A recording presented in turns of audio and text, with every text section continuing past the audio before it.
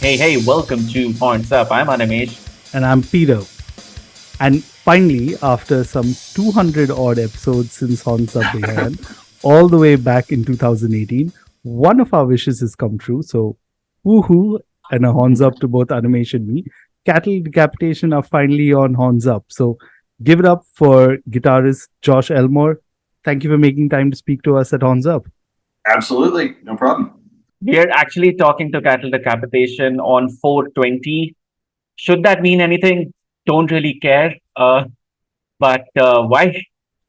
Not for me, but other members. Not for us either. Yeah, there's other members that maybe though they aren't very much weed culture people. There's an appreciation for that sort of thing. So I will not reveal who the members are, but draw your own conclusions. Alrighty, but more importantly, why we are talking is because of the eighth studio album, Terrasite. As the press release says, Terrasite is a noun, meaning firstly a devourer or destroyer of land or earth, and secondly, the post-Anthropocene humanity. Conceptually, the title and the album and its artwork showcases humanity 2.0 as a mix of human and cockroach. Josh, who and how did Cattle Decapitation come up with this concept? Really? Well, it's we like the rest of the band members. We kind of it was sort of new to us. We found out almost the same time that everyone else did about this because he that Travis had this concept for a long time. Of course, building up to the record, putting it out. Of course, we see the artwork, and he kind of explained it then. But I didn't realize that he'd had that kind of brewing for that long. But he, often has here's song ideas, like titles and lyrics and future album concepts, kind of thing mapped out. And that was one of them. So with Death Atlas, we were kind of painted ourselves into a corner because it's like, well, here's this cover, here's this portrayal, like this burned out Earth, and it's like, well, that should be zeroed out. That's everything, But like we saw with here's this giant meteorite hitting the Earth, and wiping out the dinosaurs or whatever. It's like, well, little simple forms of life come back, and here's little blades of grass, whatever. So it was a kind of like almost that sort of same thought, but this sort of fantastical creature of this human cockroach hybrid that I don't want to say managed to survive, but just kind of evolved post this apocalypse. So it just kind of keeps, it has these characteristics of humans where there's just this sort of endless appetites and selfishness or whatever, but with this sort of I don't know. It's not the right, immortal is not the right word, but just kind of like super hardy and voracious cockroach where they can survive almost anything. So yeah, we have this new entity that's this human 2.0 that is like post Death Atlas, because with that, of course, like I said, it's like, well, where are you going to go from here with your next records? Because this is it, Well, there's your answer, So yeah, Travis had been working on that for a while and just had that idea separate, and then kind of like, okay, well, geez, this logically would work. So, he kind of brought that in, and our West Bend Skoda that we've been working with forever, 20 plus years, nailed another cover for us. So, what was really cool in that process was the first thing we saw from him was a sculpture, like that, the face of the creature on the front. He had basically, here's a stand, and then he had this sort of like resin sculpture that was this big that he sent a picture of it to us, and we were just like, oh my gosh, that's incredible, And then of course he, had other media, whether painting or digital, mashup stuff that he all kind of put together to have that cover. And then when we saw everything, it was just like the color scheme is like kind of, obviously the main colors are kind of a pink, because the curve, and lavender. Green for the grass, and maybe yellow with sunlight, and like a white. So it wasn't the usual black, red, gray, metal colors or whatever.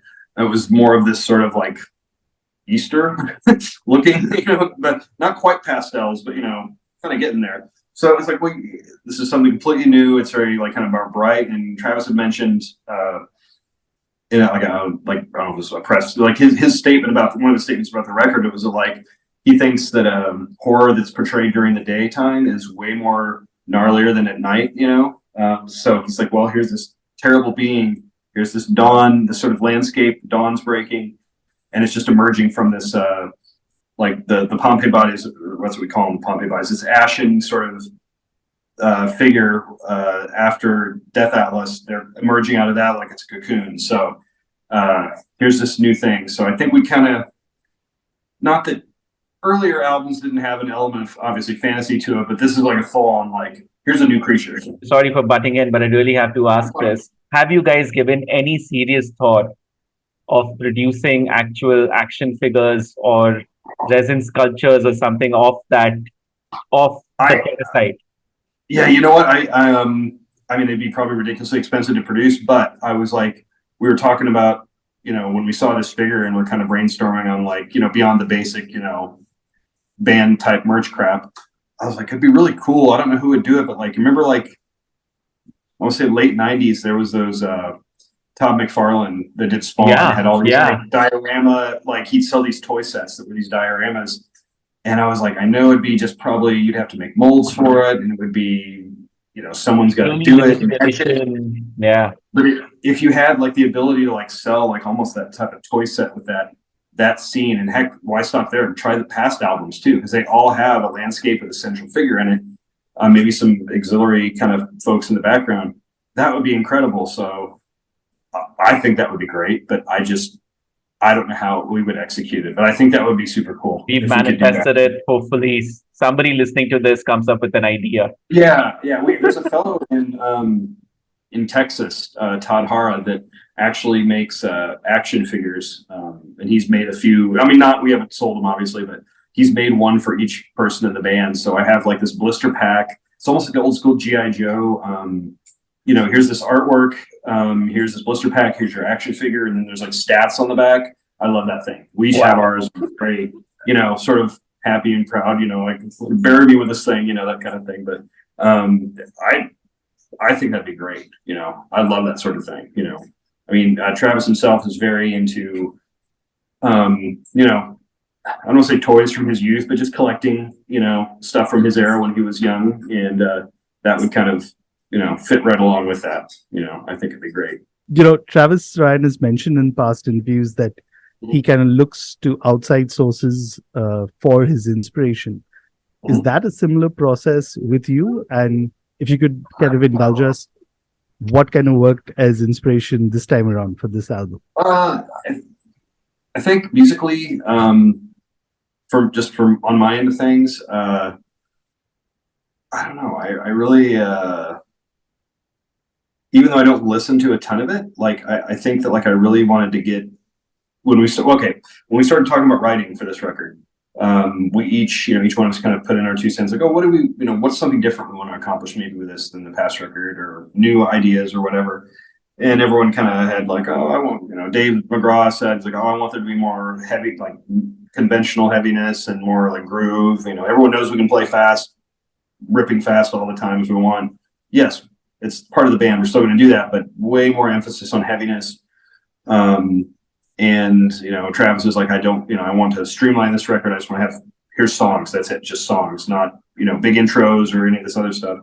And one of my things I input was like, well, I want to really fully explore, or like more in-depthly explore the sort of atmospheric guitar work that I was doing. Just like a lot more ambient, sort of vibey kind of riffs and parts. And that's what I did a lot more of on Terrasite. So as far as what, I don't say influenced that or kind of spoke to me, was just, I don't know, like I said, I don't listen to a ton of movie soundtracks or, I have some ambient music I really like, but I think I was just trying to put like very atmospheric, vibey elements into the songs, to where like, they're not used as an intro or like a bumper in between songs. It's part of the song, it's the song proper. So we have we have Belisari as the other guitar player. I can do whatever pretty much is, I'm going to do it. I don't have to worry about like, oh, I got to double up this rhythm or I got to do this and that. It's like, yeah, you kind of come together on the heavy parts or the fast kind of techie stuff. But other than that, like 75% of the time, him and I are playing two different things completely different on the songs. So that just kind of gave me a free rein to like really like get my, effects down and get, these sort of voicings where it just really adds to the depth of the whole part. You know, everything can sound that much more rich and epic. I hate that word, but you know, in this context at least, you know, just this huge sound in parts, you know, where there's this sort of evil kind of, I don't know, not triumphant, that's not the right word, but just like kind of a just some sort of terrible like gathering or rally kind of thing going on. So I really wanted to like emphasize those elements that I was putting in. So I'm sure that'll continue depending on what our next band meeting on writing is, but yeah, I'm sure that can continue in the future. So I think that's something I actually can do fairly well. So I'd like to continue to contribute that. For what it's worth, I absolutely love how dynamic this particular album is. I mean, yes, you have it right. There is the traditional cattle decapitation intensity, but really for me, it was the smattering of melodies, harmonies, and all the ambient and symphonic bits, and also Travis's clean vocals that really help the songs stand out and become memorable, right? Yeah. The other thing that Terrasite will go down in history for, at least for the time being, is the fact that it has Cattle Decapitation's longest ever song on it. The album Closer, Just Another Body, that clocks in at around 10 minutes and 17 seconds. Two questions here. How does, or really, does the length of the song affect the band in any way, be it in terms of writing and production or rehearsals, planning for to play this live, or even as a digital release or on the business side of things, especially given today's how music is consumed today as largely singles, right? Yeah, that's a great point. Yeah, that's the thing is like that's obviously 10-minute, 17-second long song is not I mean, regardless of how much you would like it, it's not really a single in that way. That's like 3 singles put together. So it's not going to ever be one of those that like the first song we released, Read Our Young, that was like 4.5 minutes, and then Scourge the Offspring, maybe about the same, a little shorter. You know, our next single coming out is about that same length. So it's like those are single length, you know, where this is just a whole different thing. I mean, we didn't intend when we wrote the song, we didn't go in saying, oh, let's write this 10-minute epic. What we started with was, the more death metal oriented part of that song. You know, that was what we wrote. It was the last song we wrote for the record. That's what we wrote in the studio, or not in the studio, in the practice space, got together, came out with that. The intro to that song, not the keyboard part, that's Tony Parker added that. We talked to him when we were actually in the studio. The kind of big, heavy, sonorous, you know, bowed, like all this like layered intro, that was like, we had that riff prior to going in the studio, but that part was actually really fully realized when we were all sitting there and, you know, giving our input 2 cents, and I could add as many layers as I wanted, and it just came together, you know, while we were there. The same thing with the outro, like that riff existed. We practiced that, but we didn't know if we were going to use it for anything or where it was going to go. So we kind of like right before we were in the studio, we're like, well, let's just go ahead and record this. And then if it's too much or if it's not going anywhere, we can edit, we can fix it, you know, we'll figure it out. But everything just seemed to work. And it's like listening to the song, you know, even now, I mean, we finished recording that July 10th, or finished in the studio July 10th, 2022. Like hearing it now, like after not listening to it for a while, it's like, it's not something that wears out its welcome. It's not like you're sitting there after 5 minutes going, oh, is this thing going to be over? It's like, it has so many dynamic shifts and so many different moods and textures going on that they all kind of harken back to this theme. So, I mean, that's what's connecting everything, but it just goes through all these different sort of mutations and evolves as it goes. And it just like, it keeps your interest. It's not something that just is like, oh, this part again. Yes, there's certain stuff that repeats, but it's not dragging the song down by, you know, there's not the length isn't oppressive for the sake of like being oppressive. It's not like a doom song where it's like, oh, this is like a 14-minute song. There's 2 riffs. It takes 5 minutes for one riff to go through the entire thing. You know, it's not like that. It's changing. It's a lot of really fast and intense stuff. So it's like, yeah, there's bigger expansive parts, but it just, it's like more of like just an evolving story, as it goes. So it's that's thing is like I'm super proud of the song, but like you said, it's never going to be a single. That's more of a thing that people who actually buy the album or like get, whether they buy the physical product or they like just go, oh, here's on going to go to Spotify or the Bandcamp or whatever and go, I'm gonna listen to this whole record or I'm gonna skip around or whatever. They'll get to hear it there, but it's like, it's so hard because like you said, everything's so single based now. It's like we're returning to the 60s when everything was just like, oh, okay, just put out singles, maybe do a B-side, do a cover or whatever. No, it's like just do singles. So we're kind of in the cats keeps yelling at me. Quiet. She wants attention. So we're really gonna have to figure out what the heck we're doing because we're so used to the album format. So I don't foresee us abandoning that, but how we release songs and the frequency of, how we put stuff out is going to change, as everyone, they don't have to do that, but like, it's going to be one of those things where it's like, how much do you want to embrace that sort of the singles format, and putting songs out that way, because this is very timely that you guys mentioned that because we've been talking about that a ton with management. And I think that's kind of becoming the new dynamic. Like even we're the band that I play for as well. Even we're toying around with the idea of whether it's better to do, say, a single every month and have continuous releases, or do like maybe one EP or one album every year or so, and put all your eggs into that basket in that sense. Yeah, we're exactly the same way. It's like, and because we record, we've done the past 4 records, and I see in the future it to continue happening that we record in Denver, in Colorado, and it's like it's a big undertaking to go there because you're like we did Terrasite, we were there for 2 months, but that was 10 songs and then all the production and stuff. It's like, well, do you kind of do just singles? And you're like, oh, we're gonna knock 3 songs out. Well, that's still 3.5 weeks. Yeah, at least almost a month for 3 songs. Exactly. Yeah.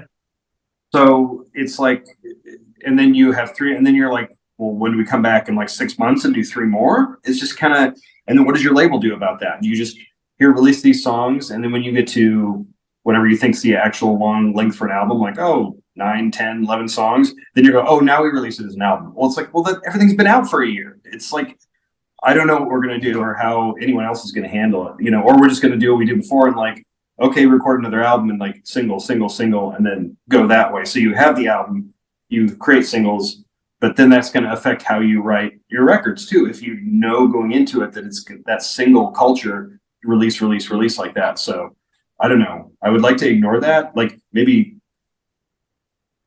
go in knowing it's probably what's going to happen, but not write for that. Not write, oh, we're going to write these type of songs, or like, oh, make sure they're not all super long. Well, if they are, they are. Who cares? But I don't know. That's just another thing to be annoyed by in this modern world.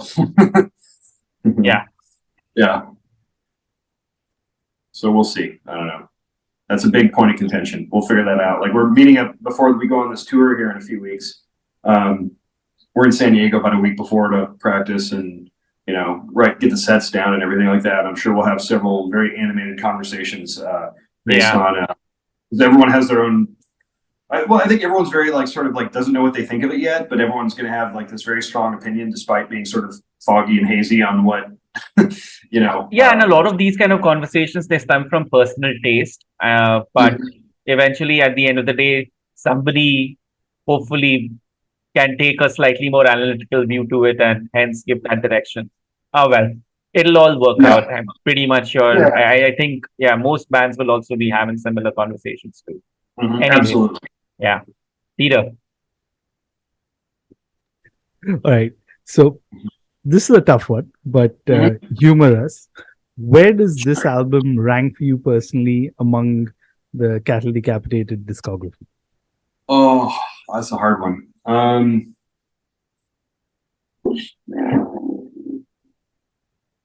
don't know. That's hard because there's personally what I would like musically the ones I'm the most proud of. But it's hard. It's hard for me because I almost still like to grab this aspect from this record, this aspect from that record. Like our first, we had I'd say there's multiple eras in the band because there was lineup changes here and there that went through. But like of our early pre Monolith era, pre 2012, like, I think, and I've always said this, that like our records go in groups of three, where like, okay, here's this record, here's the next one, which is an evolving off the first one, and then here's the realize, like, oh, this is what they were getting at for this thing. And then there's this second grouping of three and a third, and now we've just entered a fourth grouping of three or whatever. So it's like, it's just hard to say. Like I really like say Harvest Floor. I think that's a really underappreciated record.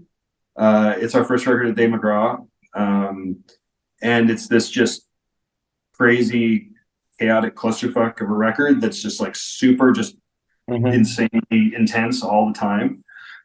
So I'm really proud of that. But I understand why people who really like, say, 2012, the present Monolith, the present records may not be into that one. But like with once Monolith came out, I'm proud of that one, and the fact that's like that's where that record changed everything for us. Yeah. We made it just a very pronounced between Harvest Floor and Monolith. We made this concerted effort.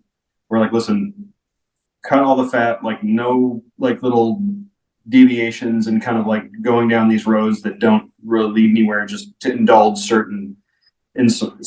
It's like, let's just make the tightest songs we can. If they're relatively simple, great. If they're super techy, great. It's just, let's make this good song and not have to be anything. We're not going in and not pay attention. Not to say you're not paying attention to what the bands are doing, but just pay attention, but don't care, kind of thing. Just be you sort of deal. So once we started doing that and got Dave Otero on board to do our production and engineering, that kind of really changed things for the band. And so I think like with Monolith, that's a good, that there's some people that will, regardless of what we do in the future, they will never not have that as their favorite record in the band. And you know how that works. Like you jump in, like your first record that you come in and start liking a band with, that'll always be your sentimental favorite or whatever, regardless. Yeah, you never forget your first. Yeah, exactly. Totally. I think that's what happens with like legacy bands, Metallica, Iron Maiden, everyone, their first album. There goes our reference for this episode. Okay, cool. Wherever someone gets on. So I think like I don't have like it'd be hard for me to say that. Like I love like Monolith because it's just it's clean, it's super clean sounding, it's super brutal. And then Anthropocene like a lot more like richer sounding and a little more reflective. There's some great songs on that. And then Death Atlas has like some of my favorite songs the band's ever done. And then this new record like it's just more of that. Like, oh, you like that? Well, here's way more of that thing, and refined and explore, further explored. So it's just hard to say, I'm sorry, I'm not giving you a concrete answer. That's fine. At least you didn't go the PR way of saying that, no, this Terrasite is our most ruthless sounding album ever. Well, yeah, it's like, I'm proud of it, of course, but it's like, I really do think there's, I don't like disavow like all past stuff. It's there's certain records that were like early 2000s, early metal band records. I'm like, yeah, those weren't perfect records by any stretch of the imagination. There's a couple little positives here, but we've moved far beyond that. But like anything in the past like 10, 15 years, I'm usually pretty confident about. And I think like, it's a snapshot of where we were at the time, but I don't, and there's of course anyone's past artistic work. You're like, I'd tweak this here and there. I really wish I didn't do that. But as a whole, I appreciate them not just for what they are, but just in general. Like I think they're very there's merit in our catalog that for those records, it's like everything has like a value to it. It's not like just that was to fulfill a contract or something. No, we wouldn't do it to ourselves anyway. But still, it's they're all. Let's put you on the spot again, though. Which is your most favorite song from this album, especially something that we can play out? Okay. Say, it's good that I have to think about it, but I would say either Solastalgia or the opening track, Terrasite Adaptation, one of those two. I really like. It's like flip a coin on which one I would, have you play out. Unless I have a coin right here. Hold on. Let's find out. Let's do this right now because actually it's almost 5:30, which means here. Hold on. A coin. Okay, here we go. It's a 1 penny euro coin. Okay. So hopefully I don't lose it because these things are tiny. So heads Solastalgia, tails Terrasite Adaptation. Okay. Solastalgia. Cool. Here it goes.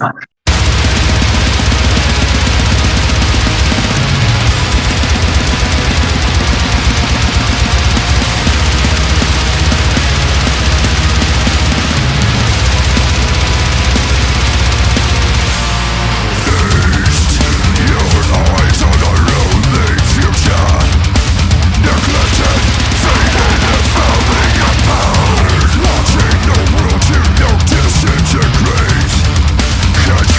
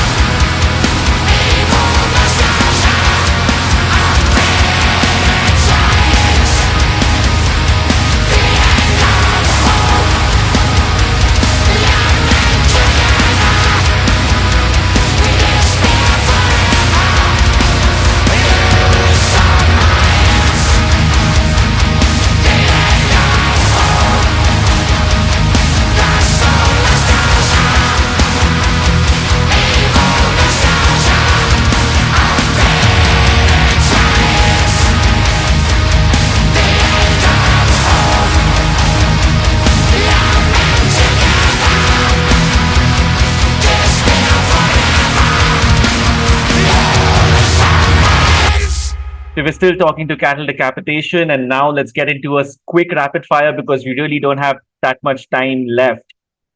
First question, slightly touchy topic. We've heard that Cattle Decapitation's music and videos have been used to torture people as well. What's the band's take on such usage of your music?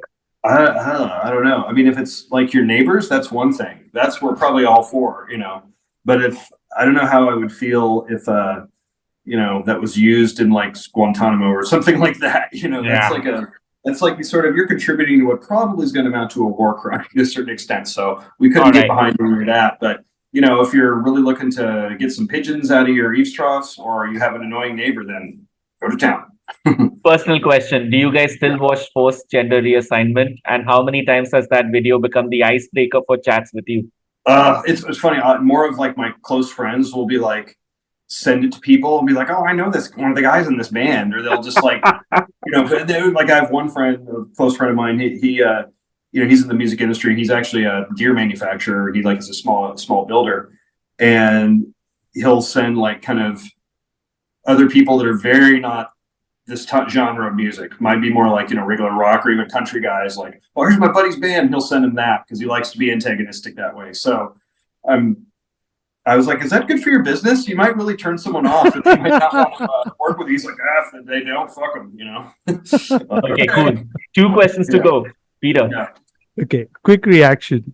By the time this episode is going to be out, you're going to be on the Decibel magazine tour with Dark Funeral, 200 Stab Wounds, and one of Animation, my favorite bands of recent times, Black Braid. What's one thing you're looking forward to the most? On that tour? Probably after we play, sitting in my bunk with food on my chest, just making a horrific mess of myself. Fantastic. I guess that's like the things after. You're just like playing a good set, being happy with that. You know, you exhaust yourself, you load up the vehicle, then you're just like, and it's just dad sitting, you know, on the couch. Okay. Pretty much at that point. Final question. Have you guys ever been asked to come to India? Because I'm trying to picture headlines given how our country treats cattle. Yes, yeah. That's what we talked about. There's actually this is several years ago, maybe like 2017 or 18. There was a promoter in, I think, Bangalore that fuck. Okay, cool. We make the connections already. Yeah, we'll talk to them as well to try and get you down. Yeah. That'll be a treat, honestly. It was like her and her husband are like promoting like cooperatively. So it was like they'd asked us, so it's like, oh, you want to come? I mean, that was at that point in time, it was like the logistics of that just weren't, you know, possible. But I mean, I would love that, you know, personally. So awesome. We'd actually really love to have you guys here. Jokes apart, I think you guys will slay it in India. We really, there are quite a few fans of your band, of Cattle Decapitation here. So, well, thank you so much for sparing that much time. That was Cattle Decapitation. Go and check out Terrasite.